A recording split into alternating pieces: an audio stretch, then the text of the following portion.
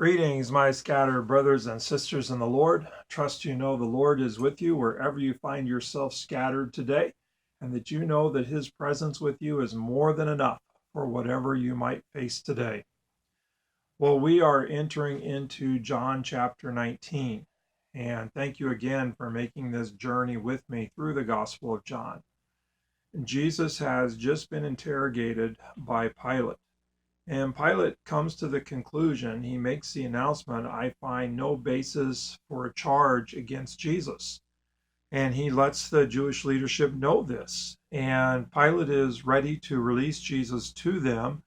And they say, no, don't release him, release to us Barabbas. Barabbas was one that Pilate had arrested because he was part of a rebellion. So what Pilate does is somewhat surprising or doesn't make sense. He's just announced that he's found no basis for a charge against Jesus, and yet what he decides to do is to have Jesus flogged or whipped. And then after the soldiers whip Jesus, they make a crown out of thorns and place that upon Jesus' head. You can imagine how painful that would be. And then they mockingly dress Jesus up in a purple robe, and they beat him and they hit him in the face. And then the soldiers bring him to Pilate, and he's all whipped and beaten up and bloody and wearing this purple robe. And what Pilate does is he announces to the Jewish leadership once again that he has found no basis for a charge against Jesus. And then he presents Jesus to the leadership uh, there with his crown of thorns and purple robe and all bloody, presents Jesus to the Jewish leadership and says, behold the man. And the Jewish leadership does not want Jesus. They want Pilate to crucify Jesus. So there's a couple things I want us to kind of pause over. First of all, the treatment of Jesus. Here, Pilate has announced that he finds no basis for a charge against Jesus, announces it twice. And in between the announcement, we see Jesus flogged or whipped. We see Jesus beaten. We see Jesus struck in the face, mocked with the purple robe. And we see Jesus placed a crown of thorns placed upon his head, and yet no basis for a charge.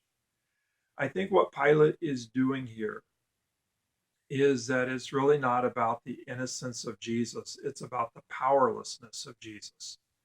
That in doing all of this, what Pilate is demonstrating is that Jesus is powerless. And again, it's really not about, from Pilate's perspective, it's really not about truth, it's not about innocence. It's about demonstrating that Jesus really is not a threat to him.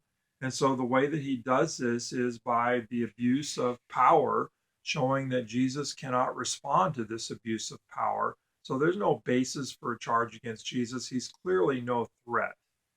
He has no ability to retaliate or to stop Pilate from humiliating him. And so Pilate isn't really, again, I don't think he's interested in what we might think of as innocence. He's simply showing the Jews that Jesus is powerless before him, the Roman governor. The second thing I want us to pause on for a moment is Pilate's statement, behold the man. Here is the man, see the man. And we can picture Jesus bloodied and hardly looks human at all.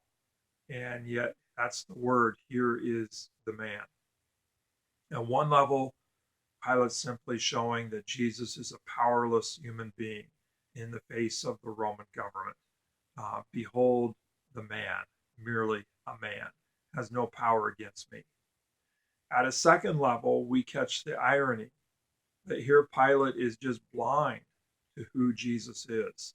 Here is the man, while this man happens to be the Son of God, the Word made flesh. And Pilate can't see it, or perhaps refuses to see it.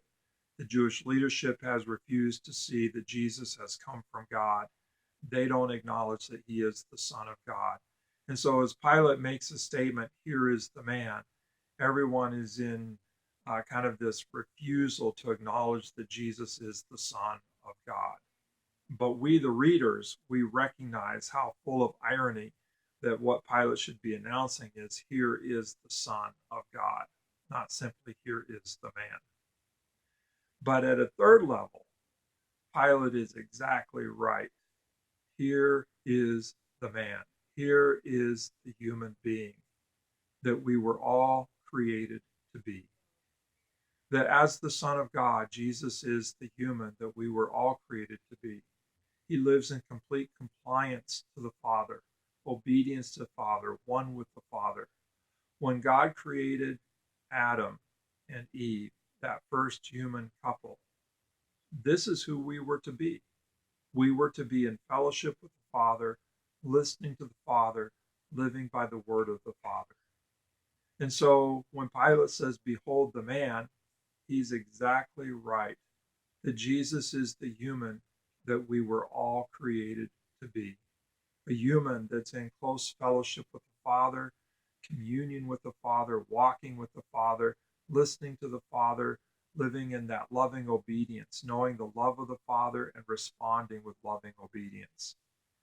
Jesus goes to the cross, bears all of the humiliation, so that what is true of him might become true of us, that we might become fully human, living in our right relationship with the Father as his children. God bless you today, wherever you find yourself scattered. And don't forget that Jesus is the man, that Jesus is the fully human one that we were all created to be, and that God saves us to be. God bless. Have a great day, and let Jesus make you human.